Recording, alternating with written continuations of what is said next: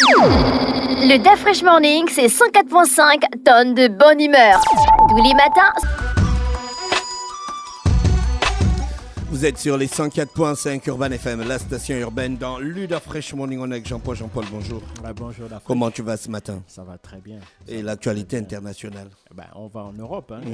Il faut savoir que hier, les autorités danoises ont annoncé avoir clôturé leur enquête sur le sabotage des gazoducs Nord Stream 1 et 2. Évidemment, ils ont clôturé leur enquête en expliquant qu'il n'y avait aucun élément aujourd'hui qui pouvait leur permettre de continuer cette enquête-là. Donc, de manière indirecte, ils disent que ils ne savent pas qui est l'auteur de ce sabotage-là. Il faut savoir aussi que cette annonce du Danemark intervient à peu près 3 semaines après l'annonce de la Suède, qui avait elle aussi annoncé avoir mis un terme à ces enquêtes et n'avoir absolument pas pu déterminer qui pouvait être l'auteur des sabotages des gazoducs Nord Stream 1 et 2. Alors, pour rappel, un petit rappel historique, il faut savoir que le 26 septembre 2022, il y avait eu plusieurs explosions sur les gazoducs Nord Stream 1 et 2,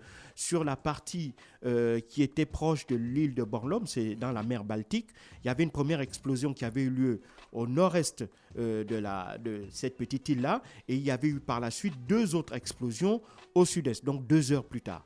Alors, très vite, évidemment, il faut savoir que déjà, les gazoducs Nord Stream 1 et 2 étaient à l'arrêt. Le gazoduc Nord Stream 1 avait été arrêté par la Russie en rétorsion des sanctions économiques que l'Union européenne lui avait infligées en raison de son invasion en Ukraine. Et le gazoduc Nord Stream 2, en réalité, devait rentrer en service en 2022, mais en raison des tensions géopolitiques liées justement à l'Ukraine, ce gazoduc-là n'avait pas pu être mis en service en dépit du fait que sa fabrication avait déjà été achevée. Alors, il faut savoir que la construction de ces 2 gazoducs-là avait été faite par un consortium à la fois germano-russe et donc en réalité l'Allemagne comme la Russie étaient les propriétaires de ces gazoducs-là. Et donc à la suite donc, de ces explosions qui ont entraîné une expulsion de méthane dans la mer, parce qu'il faut savoir que bien qu'étant à l'arrêt, il y avait quand même une certaine quantité de méthane à l'intérieur de ces gazoducs-là. Et donc très rapidement, il s'est posé la question de savoir qui était l'auteur de ces sabotages-là, puisque toutes les parties vont reconnaître qu'il s'agissait véritablement d'un sabotage, c'est-à-dire d'une volonté intentionnelle, soit d'un groupe d'individus, soit d'un État, de mettre hors d'état de nuire cette infrastructure-là qui était très importante, à la fois pour les Russes et pour les Européens, principalement pour les Allemands, puisque ces gazoducs étaient la principale voie de passage de livraison de gaz russe en Europe. Et donc, il y a 3 pays qui avaient décidé de diligenter des enquêtes. On avait dans l'Allemagne, parce que c'est l'Allemagne qui faisait partie du consortium propriétaire de ces gazoducs-là, et c'est l'Allemagne qui était le principal bénéficiaire des livraisons de ces gaz-là par le biais de ce gazoduc-là. Il y avait également le Danemark et la Suède. Pourquoi? Parce que bien que ces explosions-là aient eu lieu dans les eaux internationales, mais elles se sont produites sur les zones commerciales du Danemark et de la Suède. Et par conséquent, ces 2 pays donc ont estimé qu'elles étaient en droit d'essayer de découvrir les raisons pour lesquelles ce sabotage avait été fait et qui pouvaient en être les auteurs ou les commanditaires. Alors, sauf que 2 ans plus tard, disons presque 2 ans, puisque le 26 septembre 2024, on est encore loin, disons un an et quelques plus tard, il y a eu un certain nombre d'accusations, parce qu'il faut savoir qu'au départ, dès le lendemain du 26 septembre, la plupart des médias occidentaux accusaient la Russie d'être à l'origine d'avoir saboté ses propres installations pour soi-disant vouloir punir l'Allemagne et les pays européens de leur soutien à l'Ukraine. Mais très rapidement, quelques mois après, il y a ce journaliste américain, Seymour Hersh, qui est détenteur du prix Pulitzer, qui est l'équivalent du prix Nobel du journalisme, qui avait jeté un pavé dans la mare en expliquant que selon certaines sources dont il avait pu avoir accès au niveau du Pentagone, que c'était les Américains qui seraient les auteurs du sabotage des gazoducs Nord Stream 1 et 2. Et donc, il expliquait pour cela que lors d'une de manœuvre navale qui avait été organisée dans le cadre de l'OTAN dans cette zone-là, des explosions, des plongeurs expérimentés avaient été envoyés installer des dispositifs, des explosifs sur ces gazoducs-là, et ces explosifs-là avaient été ensuite reliés par le biais à une balise, et quelques mois plus tard, un navire norvégien avait été venu en fait activer la balise qui avait déclenché l'explosion des gazoducs Nord Stream 1 et 2. Et quelques semaines, mais donc évidemment cette annonce par Simon Hersh va être démentie, notamment par les États-Unis en tête et par les Européens, mais elle ne va pas être démentie paradoxalement sur le fond. C'est-à-dire que quand on regarde les attaques qui ont été portées contre Simon Hersh, on ne va jamais remettre sur le fond l'idée en elle-même de la procédure qui avait été employée, la manière dont ce sabotage a été organisé. Ils se sont attaqués à la personne en disant que même si c'était un grand journaliste, il ne faut pas l'oublier qu'il obtient le prix Pulitzer dans les années, à la fin des années 60, parce qu'il avait révélé les massacres de Mai Mai. C'était durant la guerre du Vietnam. Et c'était des massacres qui avaient d'abord été niés par le gouvernement et par l'armée américaine avant, par la suite, de reconnaître les faits. Et donc, c'est quelqu'un qui est extrêmement respecté dans le milieu du journalisme américain. Et donc, ils avaient expliqué que oui, il était vieux, il y avait une espèce de sénilité qui faisait qu'il racontait un peu n'importe quoi. Après, on avait remis en cause aussi certaines idées certains articles qu'il a fait auparavant. Mais sur le fond de ce qu'il disait concernant le sabotage de Nord Stream 1 et 2, il n'y a jamais eu en réalité d'une démonstration que Simon Hersh mentait. Alors, quelques mois plus tard, il va y avoir un magazine allemand qui s'appelle Bild, qui lui va sortir un autre article concernant les gazoducs Nord Stream 1 et 2, en expliquant que, en réalité, sur la base de sources qu'ils avaient de la CIA cette fois-ci, le gazoduc Nord Stream 1 et 2 avait été saboté par les Ukrainiens. Mais les Ukrainiens sans l'aval ni la connaissance de Volodymyr Zelensky. Alors, pour le quotidien, pour le journal allemand, il s'agissait d'un groupe d'Ukrainiens qui avait décidé de manière tout à fait autonome, sans prévenir Volodymyr Zelensky, qui avait mis en place toute cette architecture, en passant par des navires en passant par le Danemark, ils auraient acquis des explosifs et puis seraient venus dans la zone, auraient plongé, installé les explosifs avec des espèces de minuteurs qui devaient faire que les explosions devaient avoir lieu plusieurs dizaines d'heures après leur départ. Et donc, c'est cette deuxième version-là, évidemment, a été démentie par les Ukrainiens qui estimaient que, en réalité, il n'avait absolument rien à voir avec les sabotages Nord Stream 1 et 2, et même les autorités norvégiennes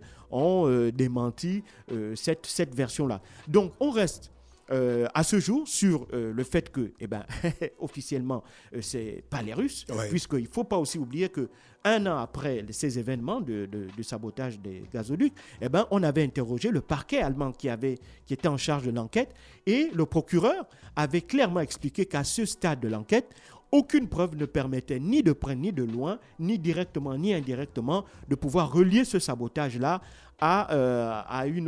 aux Russes. Et donc, par conséquent, quand on regarde véritablement aussi à qui profite le crime, il n'y a pas de raison que ça puisse être les Russes pour deux raisons essentiellement. La première, c'est que ce sont des installations qui ont coûté très cher aux Russes. Ils avaient dépensé l'équivalent de 18 milliards d'euros pour la construction de ces deux gazoducs-là. Et puis, deuxièmement, ce gazoduc-là leur rapportait énormément d'argent. Il faut savoir que l'Europe était le principal client du gaz russe et près de la moitié du gaz qui allait en Europe passait par ces gazoducs-là. Et ensuite, je dirais même une troisième raison, Vladimir Poutine avait fermé le gazoduc pour faire pression en réalité sur les Européens pour essayer d'amoindrir ou d'empêcher leur soutien à l'Ukraine, et c'était aussi en rétorsion aux sanctions économiques que les Européens avaient appliquées à la Russie. Donc pour ces trois raisons-là, les Russes n'avaient absolument aucune intention de pouvoir saboter ces équipements-là. Par contre, ceux qui sont les plus grands bénéficiaires de ce sabotage-là, ce sont bien évidemment les Américains. Parce que en détruisant les gazoducs Nord Stream 1 et 2, on coupe l'approvisionnement de l'Europe au gaz russe. Deuxièmement, il ne faut pas oublier qu'en décembre 2021, Donald Trump, lorsqu'on lui avait posé la question de savoir que est-ce qu'ils allaient accepter que les gazoducs Nord Stream 2 puissent entrer également en activité, et cela devrait entraîner un doublement des livraisons de gaz russe en Europe, Joe Biden avait clairement dit que ce gazoduc-là ne rentrerait jamais en fonction et que quelque chose allait être fait pour stopper ces livraisons de gaz russe en Europe. Ça, c'est une documentation qui est visible, que tout le monde connaît. Or, jusqu'à présent, ni le parquet danois, ni le parquet suédois, ni le parquet allemand, et encore moins les services secrets danois qui avaient également été sollicités pour participer, pour aider à la réalisation de ces enquêtes, aucune de ces parties-là n'a pu apporter la certitude que ce soit les Russes qui soient les auteurs de ce sabotage-là. Mais ce qui est d'autant plus étonnant, c'est que, étant donné que ce sont les Américains qui sont les véritables vainqueurs, puisque en coupant l'Europe de l'approvisionnement de gaz russe, les Américains sont devenus parmi les plus gros fournisseurs de gaz en Europe, avec un prix qui a été multiplié par 4 par rapport au prix du gaz vendu aux entreprises américaines sur le sol américain. Donc, les Américains gagnent. Ils renforcent leur présence et leur influence en Europe. Ils gagnent en plus de l'argent à travers un gaz qui est vendu 4 fois le prix du marché. Et donc, à ce titre-là, on devrait plutôt s'interroger sur la version de Simon Hersh, selon laquelle ce seraient les Américains qui potentiellement peut-être auraient eu un rôle à jouer dans le sabotage de ces gazoducs-là.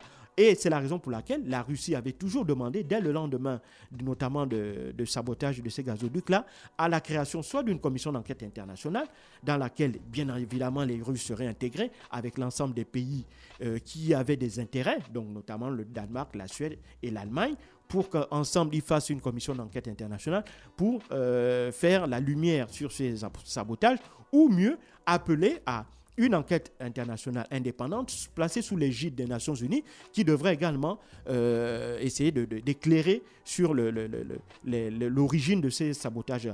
Alors, à chaque fois, sur ces deux demandes de la Russie, les pays européens ont balayé d'un revers de la main ces demandes-là et elles ont chacune estimé qu'elles étaient en capacité de pouvoir mener de manière indépendante leur propre enquête. Et on constate plus d'un an plus tard, que ces pays-là n'ont absolument aucune piste officielle, alors que la moindre rigueur voudrait qu'aucune piste ne soit écartée. Donc, si la piste russe ne paye pas, si la piste ukrainienne aussi semble ne pas porter ses fruits, pourquoi ne pas se tourner aussi vers la piste américaine? Sauf que il y a la Suède qui vient d'entrer dans l'OTAN et elle a pu entrer dans l'OTAN grâce au soutien notamment des Américains. Et les Danois aussi sont dans l'OTAN avec les Allemands. Donc il serait géopolitiquement suicidaire pour ces pays-là de pouvoir imaginer, ne serait-ce qu'un seul instant, que les Américains pourraient avoir eu un rôle dans le sabotage de Nord Stream 1 et 2. Et donc, ce qui ne fait que renforcer en réalité ces soupçons-là, parce que jusqu'à présent, toutes les enquêtes indépendantes qui ont été faites par ces trois pays-là n'ont jamais pu apporter la preuve que ce soit les Russes qui aient saboté ces équipements-là, alors que dès le lendemain du 26 septembre, tous les pays européens membres les journaux de ces pays-là ont commencé par accuser la Russie d'être à l'origine des sabotages des gazoducs Nord Stream 1 et 2. Donc ce qui est clair, c'est que on ne saura peut-être pas officiellement qui est l'auteur de ces gazoducs-là, mais il y a tout un ensemble de faisceaux, de soupçons qui, malheureusement, nous amènent à penser que les Américains ont peut-être un rôle, soit direct ou indirect, dans le sabotage de ces gazoducs Nord Stream 1 et 2. Merci Jean-Paul avec nous ce matin sur les 104.5 Urban FM, la station urbaine dans Luder Fresh Morning. Jean-Paul qui revenait sur l'actualité internationale. Le DAF Fresh Morning, c'est 104.5 tonnes de bonne humeur. Tous les matins,